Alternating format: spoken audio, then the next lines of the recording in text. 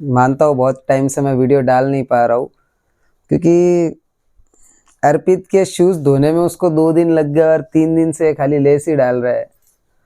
तो इसके जैसे ही लेस डाल के होते तो चलते जिम की तरफ। तब तक मैं आपको बता दूं, ये लक्ष्मण है, मेरा भाई आया था गांव से। इसकी शादी होने वाली है 6 फरवरी को, तो ये कपड़े लेने आया था पुणे। किसके पास गए थे भाई अपन कपड़े लेने? रॉयल फील्ड करके इंस्टाग्राम पे कोई वायरल वीडियोस चल रहे उसके, तो उसके शॉप पे गए थे, लेके आए कपड़े। अच्छी खासी शॉपिंग हो गई भाई, 30,000 रुपये की चूना लगा दिया। ठीक है, कोई नहीं, अभी इसको छोड़ेंगे भाई के यहाँ पे और हम लोग निकलेंगे जिम की तरफ। तब तक अर्पित हमारा लेस डाल रहा है। अर्पित भाई थोड़ा सा जल्दी कर दे भाई, 3 दिन हो गए हैं। क्या लगेगा? इसके 3 दिन से शूज सूख ही नहीं रहे थे भाई।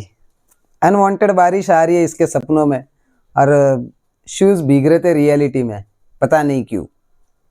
तो चलो मिलते हैं सीधा जिम की तरफ।